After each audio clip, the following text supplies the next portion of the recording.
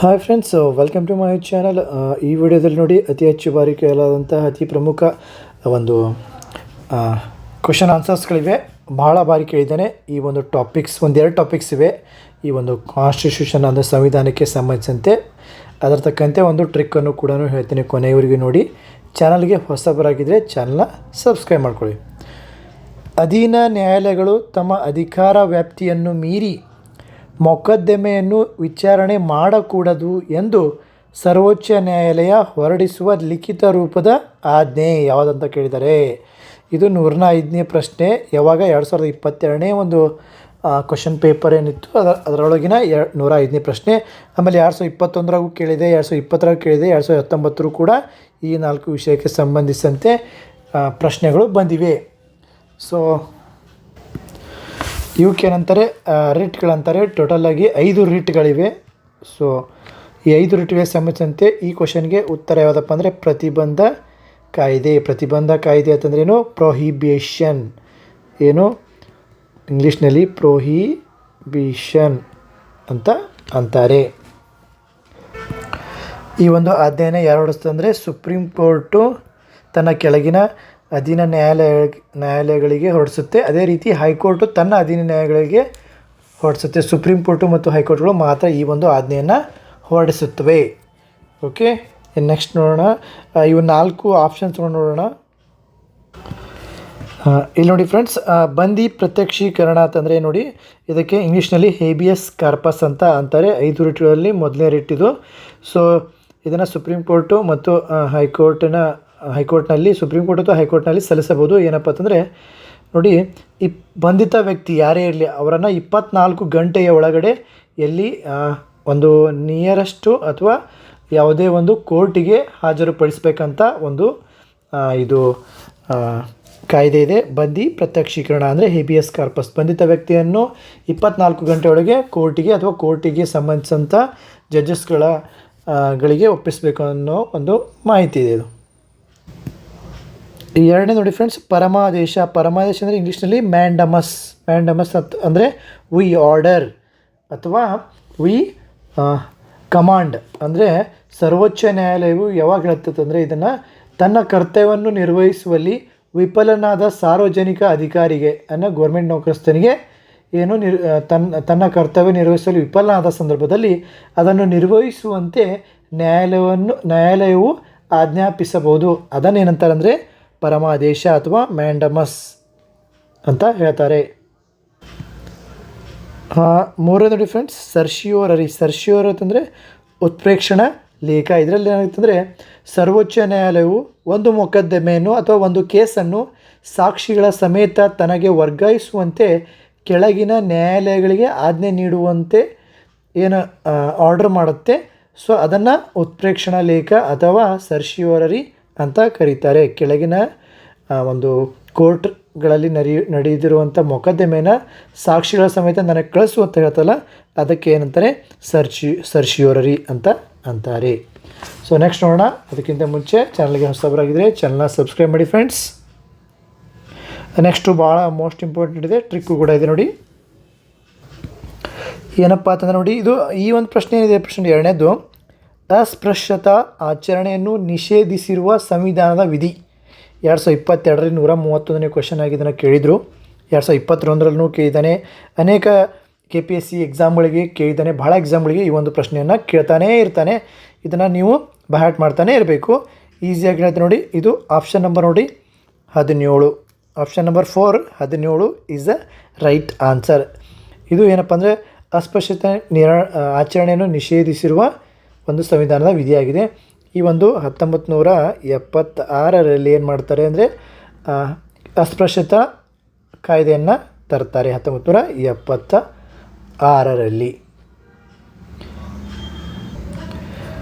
ಇನ್ನು ನೋಡಿ 16ನೇ ಒಂದು ವಿಧಿ ಎದ್ರ ಬಗ್ಗೆ ಹೇಳ್ತೈತೆ ಅಂದರೆ ಸಾರ್ವಜನಿಕ ಉದ್ಯೋಗ ಪಡೆಯಲ್ಲಿ ಸಮಾನತೆಯನ್ನು ಹೇಳ್ತೈತಿ. ಸಾರ್ವಜನಿಕ ಉದ್ಯೋಗ ಪಡೆಯುವಲ್ಲಿ ಸಮಾನತೆ ಇರಲಿ ಅಂತ ಹೇಳ್ತದೆ. ಇನ್ನು ನೆಕ್ಸ್ಟು 15 ನೋಡಿ ಎದರ ಬಗ್ಗೆ ಹೇಳ್ತೈತೆ ಅಂದರೆ ತಾರತಮ್ಯ ನಿಷೇಧ. ಯಾವ ರೀತಿ ತಾರತಮ್ಯ ಅಂದರೆ ಕುಲ, ಜಾತಿ, ಧರ್ಮ, ಲಿಂಗ, ಜನ್ಮ, ಸ್ಥಳಗಳ ಆಧಾರದ ಮೇಲೆ ಯಾವುದೇ ರಾಜ್ಯ ಅಥವಾ ಯಾವುದೇ ದೇಶ ಪಕ್ಷಪಾತ ಮಾಡಬಾರದು ಅಂತ ತಿಳಿಸುತ್ತೆ. ಇದು 15ನೇದ್ದು. ನೆಕ್ಸ್ಟ್ ನೋಡಿ 14ನೇದು ನೋಡಿರಿ, ಕಾನೂನಿನ ಮುಂದೆ ಎಲ್ಲರೂ ಸಮಾನರು. ಕಾನೂನಿನ ಮುಂದೆ ಎಲ್ಲರೂ ಸಮಾನರು ಅಂಥೇಳಿ 14ನೇ ವಿಧಿ ಹೇಳುತ್ತೆ. ಓಕೆ, ಇವೇನು ವಿಧಿಗಳು ಇವೆಲ್ಲ ಫ್ರೆಂಡ್ಸ್ 14, 15, 16, 17 ಇವೆಲ್ಲ ಬರೋದ್ರಿ ಎದುರಾಗತ್ತಂದರೆ ಸಮಾನತೆ ಹಕ್ಕಿನಲ್ಲಿ ಬರ್ತವೆ. ರೈಟ್ ಟು ಈಕ್ವಾಲಿಟಿ ಹಕ್ಕಿನಲ್ಲಿ ಇವು 4 ಬರ್ತವೆ. ಇನ್ನು ನೆಕ್ಸ್ಟ್ ನೋಡೋಣ.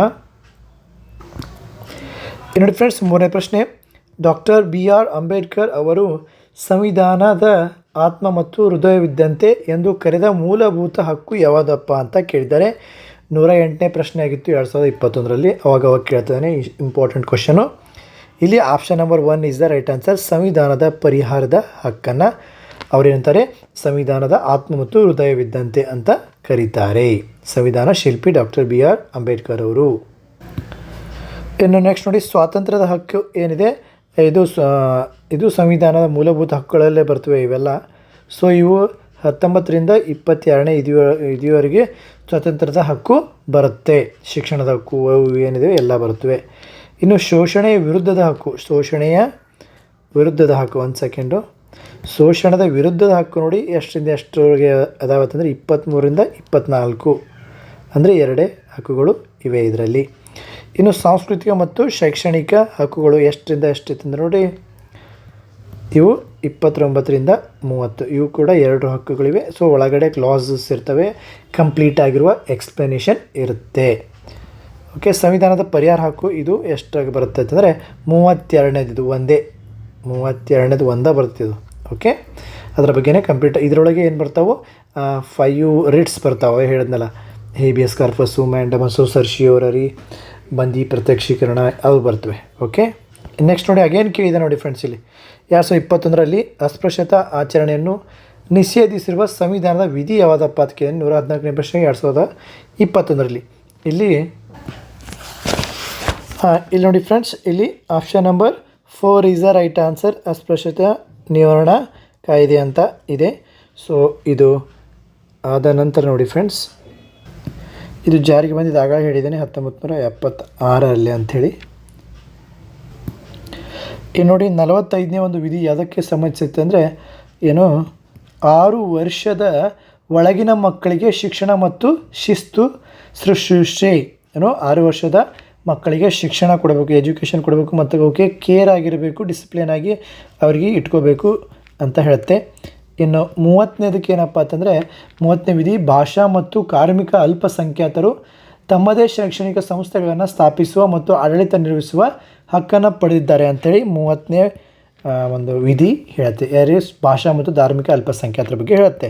ಸಂಘ ಸಂಸ್ಥೆಗಳನ್ನು ಸ್ಥಾಪನೆ ಮಾಡಿರಿ ಅಂತೇಳಿ, ಅವಾಗೆ ಅನುಕೂಲ ಡೆವಲಪ್ಮೆಂಟ್ ಆಗಲಿಕ್ಕೆ. ಇನ್ನು 46ನೇ ವಿಧಿ ನೋಡೋಣ, ಇದರ ಬಗ್ಗೆ ಹೇಳ್ತೈತಂದರೆ ಇನ್ನು 46ನೇ ವಿಧಿ ನೋಡಿ ಫ್ರೆಂಡ್ಸ್, ಪರಿಶಿಷ್ಟ ಜಾತಿ ಮತ್ತು ಇತರೆ ಹಿಂದುಳಿದ ಆರ್ಥಿಕ ಮತ್ತು ಶೈಕ್ಷಣಿಕ ಹಿತಾಸಕ್ತಿಯ ರಕ್ಷಣೆಗೆ ಅವಕಾಶವನ್ನು ಮಾಡಿಕೊಡುತ್ತೆ. ಸೊ ಇದಿಷ್ಟು ಮಾಹಿತಿ ಫ್ರೆಂಡ್ಸ್. ಚಾನಲ್ಗೆ ಹೊಸಬರಾಗಿದೆ ಚಾನಲ್ ಸಬ್ಸ್ಕ್ರೈಬ್ ಮಾಡಿ. ಮತ್ತೇನೇ ಬೇಕಾದರೂ ಕಮೆಂಟ್ ಬಾಕ್ಸಲ್ಲಿ ಕಮೆಂಟ್ ಮಾಡಿ ಅಂತ ಹೇಳ್ತಾ ನೆಕ್ಸ್ಟ್ ಒಂದು ಟ್ರಿಕ್ ಹೇಳ್ಕೊಡ್ತೀನಿ. ಈಗ ಇದರ ಟ್ರಿಕ್ ಏನಪ್ಪ ಅಂದರೆ ನೋಡಿ ಫ್ರೆಂಡ್ಸ್, ಹೇಮ್ಯಾಸ ಕೋಪಿ. ಹೇಮ್ಯಾಸ ಕೋಪಿ 5 ರಿಟ್ಗಳ ಇದೊಂದು ಟ್ರಿಕ್. ಸೊ ಯಾವುದು ಹೇಮ್ಯಾಸ ಕೋಪಿ. ಹೇ ಅಂತಂದರೆ ನೋಡಿರಿ 5 ರಿಟ್ಸ್ಗಳು ಇವು. ಹೇ ಅಂದರೆ ನೋಡಿ ಹೇಬಿಯಸ್ ಕಾರ್ಪಸ್. ಹೇಬಿಯಸ್ ಕಾರ್ಪಸ್ ಅಂದರೆ ಬಂದಿ ಪ್ರತ್ಯಕ್ಷೀಕರಣ, ಅಂದರೆ 24 ತಾಸಿನ ಒಳಗೆ ಬಂಧಿಸಿದ ವ್ಯಕ್ತಿಯನ್ನು ಕೋರ್ಟ್ ಮುಂದೆ ಹಾಜರುಪಡಿಸಬೇಕು ಅನ್ನೋದು ಇದರದ ಒಂದು ಹೇಳಿಕೆ. ಇನ್ನು 2ನೇದು ಬರುತ್ತೆ ಮ್ಯಾಂಡಮಸ್. ಮ್ಯಾಂಡಮಸ್ ಅಂದರೆ ವಿ ಆರ್ಡರ್, ನಾವು ನಿಮಗೆ ಆರ್ಡರ್ ಮಾಡ್ತೀವಿ ಅಂತಂತ ಹೇಳ್ತೀವಿ. ಎಲ್ಲಿ ಅಂತಂದರೆ ನೋಡಿ ನ್ಯಾಯಾಲಯವು ಸರ್ಕಾರಿ ಅಧಿಕಾರಿಗೆ ತನ್ನ ಕಾರ್ಯವನ್ನು ಮಾಡಲು ಆಜ್ಞೆ ಮಾಡುವುದೇ ಮ್ಯಾಂಡಮಸ್. ನ್ಯಾಯಾಲಯಗಳು ಏನು ಮಾಡ್ತವೆ, ತನ್ನ ಸರ್ಕಾರಿ ಅಧಿಕಾರಿಗೆ ತನ್ನ ಕಾರ್ಯವನ್ನು ಸರಿಯಾಗಿ ಮಾಡುವಂತ ಹೇಳೋದೇ ಯಾವುದಪ್ಪ ಅಂದರೆ ಮ್ಯಾಂಡಮಸ್. ಈಗ ಏನಾದರೂ ಒಂದು ಅಪ್ಲಿಕೇಶನ್ ಕೊಟ್ಟಿರ್ತೀರ, ಅದನ್ನು ಮಾಡ್ತಾ ಇರಲ್ಲ ಅವನು 1 ತಿಂಗಳು 2 ತಿಂಗಳು ತೊಗೊಂಡಿರ್ತಾನೆ. ಸೊ ಅವಾಗ ನೀವು ರಿಟನ್ನು ಸಲ್ಲಿಸಿದ್ರೆ ಅವರು ಅವನಿಗೆ ಆರ್ಡರ್ ಮಾಡಿ ಕಂಪಲ್ಸರಿಯಾಗಿ ಅದನ್ನು ಮಾಡಂತೆ ಜಾರಿತಾರೆ ಅಂತ ಹೇಳಿದ್ರೆ, ಅವನೇನೋ ತರಲಿಲ್ಲ ಅಂದರೆ ಶಿಕ್ಷೆಗೆ ಒಳಪಡ್ತಾನೆ. ಸೊ ಇದಿಷ್ಟು ಮಾಹಿತಿ. ಇನ್ನು 3ನೇದು ನೋಡಿ ಫ್ರೆಂಡ್ಸ್, ಸರ್ಶಿಯೋರರಿ. ಈ ಸರ್ಶಿಯೋರರ್ ಅಂದರೆ ಸರಿಸೋದು ಅಂದರೆ ಉನ್ನತ ನ್ಯಾಯಾಲಯ, ಸುಪ್ರೀಂ ಕೋರ್ಟ್ಗಳು ಏನು ಮಾಡ್ತವೆ ಅಥವಾ ಹೈಕೋರ್ಟ್ಗಳು ಏನು ಮಾಡ್ತವೆ, ತನ್ನ ಕೆಳಗೆ ಇರುವಂತಹ ಒಂದು ಯಾವುದಾದ್ರೂ ಮೊಕದ್ದಮೆನ ಕೇಸನ್ನು ತಮ್ಮ ಬಳಿ ಕಳಿಸು ಅಂತ ಹೇಳ್ತವಲ್ಲ, ಅದನ್ನೇ ಸರ್ಶ್ಯೂರರಿ ಅಂತ, ಅದನ್ನು ಆಜ್ಞೆನ ಮೀರುವಂತಿಲ್ಲ. ಸೊ ಇದಿಷ್ಟು ಮಾಹಿತಿ ಫ್ರೆಂಡ್ಸ್. ನೆಕ್ಸ್ಟು ಕೋ ಅಂದರೆ ಕೋ ವಾರಂಟ್.